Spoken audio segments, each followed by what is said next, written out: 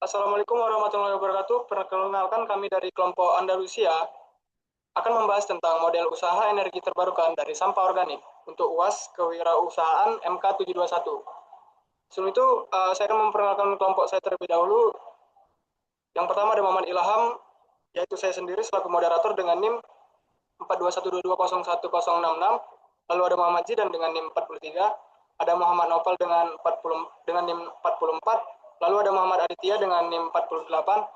Ada Muhammad Gaza Al-Ghazali dengan NIM 49, lalu ada Ajirul Ramadudin dengan NIM 64, yang terakhir ada Rizky Akbar Halim dengan NIM 50. Selanjutnya saya akan membahas tentang latar belakang pada masalah kami ini. Permasalahan utama pengelolaan sampah saat ini adalah tingginya jumlah sampah organik yang mencapai sekitar 50 hingga 60% dari total sampah yang dihasilkan. Sampah organik yang tidak dikelola dengan baik dapat menimbulkan bau tidak sedap, menghasilkan gas metana yang berbahaya bagi lingkungan, serta menyebabkan pencemaran tanah dan air.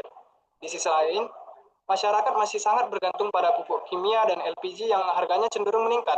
Padahal, sampah organik sebenarnya memiliki potensi besar untuk diolah menjadi sumber ekonomi dan energi yang bernilai guna. Selanjutnya, untuk tujuan usaha akan dijelaskan oleh Muhammad Nopal. Kepada Muhammad Nopal, dipersilakan. Terima kasih moderator. Di sini saya akan menjelaskan adapun tujuan usaha dari tugas kami ini yaitu pertama mengurangi volume sampah organik. Sampah organik diolah sehingga tidak menumpuk di lingkungan dan mengurangi pencemaran. Yang kedua yaitu adalah menghasilkan pupuk organik. Hasil olahan dimanfaatkan sebagai pupuk alami yang lebih ramah lingkungan dibanding pupuk kimia. Adapun poin ketiga yaitu menghasilkan biogas sebagai energi.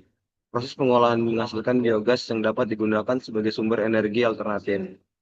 Yang keempat yaitu mendukung sirkular ekonomi. Limbah diolah kembali menjadi produk bernilai guna sehingga menciptakan sistem yang berkelanjutan. Untuk deskripsi usaha akan dijelaskan oleh Muhammad Ghazal Ghazali. Kepada Muhammad Ghazali. Oke, terima kasih moderator. Pada slide ini kami menjelaskan alur deskripsi usaha yang kami jalankan mulai dari bahan produk, bahan baku hingga pengguna produk. Pertama, dari sisi bahan baku atau input, usaha ini memanfaatkan sampah organik yang berasal dari rumah tangga, pasar, dan restoran. Pemilihan bahan ini bertujuan untuk mengurangi limbah organik sekaligus memaksimalkan pemanfaatannya menjadi energi dan produk nilai guna.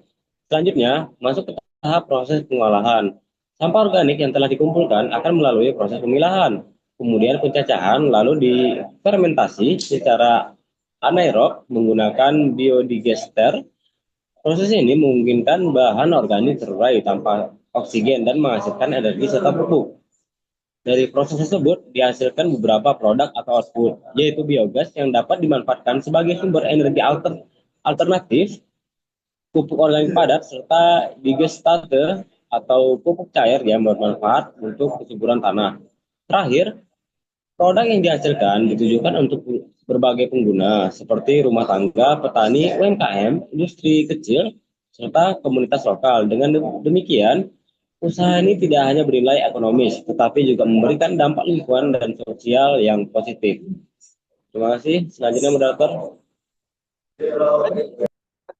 Untuk analisa SWOT akan dijelaskan pada teman saya yaitu Halim. Kepada Halim dipersilakan.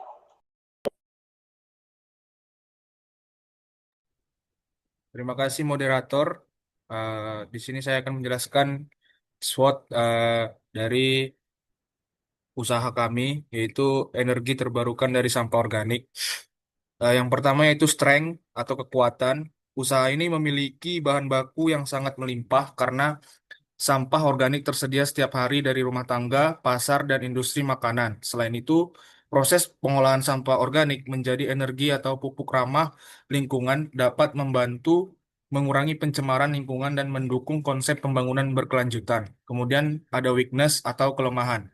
Kelemahan utama dari usaha ini adalah potensi bau tidak sedap apabila pengelolaan tidak dilakukan dengan baik. Selain itu, usaha ini membutuhkan investasi awal yang relatif cukup besar, terutama untuk peralatan pengolahan, instalasi sistem, dan biaya operasional awal. Kemudian ada opportunities, yaitu atau peluang. Peluang usaha ini cukup besar karena adanya dukungan dari pemerintah terhadap program pengelolaan sampah dan energi terbarukan. Selain itu, meningkatnya tren penggunaan energi hijau dan produk ramah lingkungan membuka peluang pasar yang luas, baik dari sektor industri maupun masyarakat umum. Kemudian ada threats atau ancaman. Ancaman yang dihadapi antara lain regulasi pemerintah yang dapat berubah dan berpotensi memperketat perizinan usaha. Selain itu, adanya kompetitor dari produk pupuk kimia atau energi konvensional dapat menjadi tantangan dalam menarik minat konsumen. Kemudian kesimpulannya itu secara keseluruhan, hasil analisis SWOT menunjukkan bahwa usaha energi terbarukan dari sampah organik memiliki kekuatan dan peluang yang besar untuk dikembangkan. Namun, kelemahan dan ancaman yang ada perlu dikelola dengan strategi yang tepat agar usaha ini dapat berjalan secara berkelanjutan. Cukup sekian dari saya. Balik ke moderator. Baik, terima kasih Alim. Untuk faktor eksternal akan dijelaskan kepada Zidan. Presiden dipersilakan.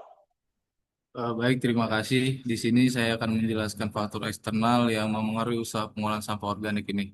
Yang pertama adalah kebijakan pengolahan sampah. Kebijakan pemerintah sangat berperan karena dapat menentukan kemudahan akses bahan baku. Jika pemerintah mendukung pemilahan dan pengolahan sampah, maka usaha ini akan lebih mudah dijalankan. Lalu yang kedua, kenaikan harga energi dan pupuk kimia. Kondisi ini justru membuka peluang bagi produk alternatif seperti biogas dan pupuk organik karena masyarakat dan industri akan mencari solusi yang lebih murah dan ramah lingkungan. Lalu ketiga, ada tingkat pemahaman dan kepedulian masyarakat terhadap lingkungan. Semakin tinggi kesadaran masyarakat, semakin besar dukungan terhadap pengolahan sampah organik, baik dari sisi pasokan bahan baku maupun penggunaan produk akhirnya. Keempat, kemajuan teknologi dalam pengolahan sampah organik. Perkembangan teknologi biodigester dan metode pengolahan lainnya membuat usaha ini lebih efisien, mudah diterapkan, dan memiliki risiko teknis yang lebih rendah. Kelima, aturan hukum yang mengatur dampak lingkungan dari usaha.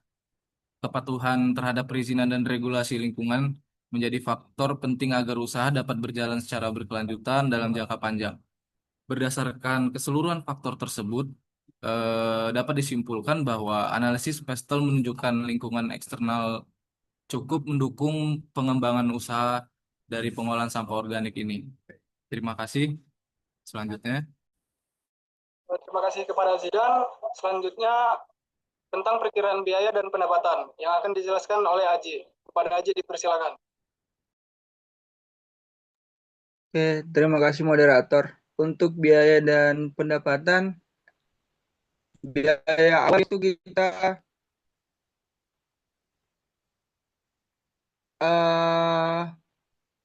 untuk usaha ini kita perkiraan biaya dan pendapatan dari usaha pengelolaan sampah organik berbasis biodigester. Dari sisi biaya awal, investasi utama kita untuk langkah awal itu untuk mencari investasi utama dikarenakan biaya awal ini kita sangat butuh besar dikarenakan kita membutuhkan alat untuk pembuatan bahan-bahan yang bakal kami gunakan nanti. Terus di bagian kedua itu kita untuk potensi penjualan atau misalkan pendapatan itu nanti tergantung dengan pemasaran yang ada. Sekian, terima kasih. Baik, terima kasih Aji. Selanjutnya yaitu ada risiko dan upaya pengendalian yang akan dijelaskan oleh Adit. Kepada Adit dipersilakan. Oke, terima kasih moderator.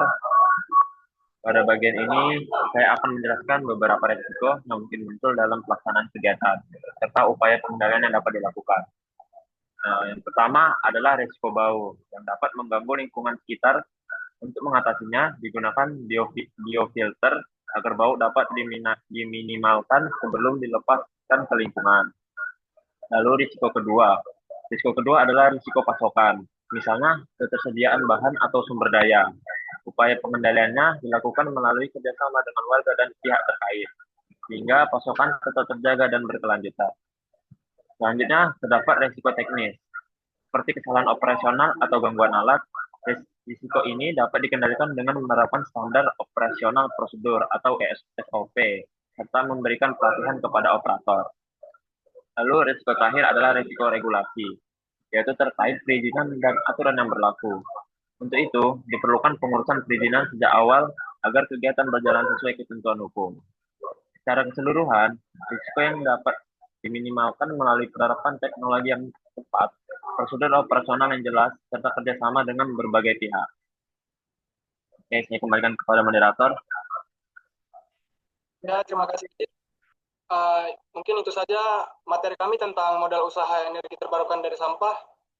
Jika ada salah dalam penyampaian, saya mewakili tim untuk minta maaf. Saya akhiri. Assalamualaikum warahmatullahi wabarakatuh.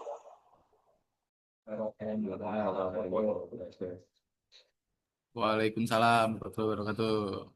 Waalaikumsalam.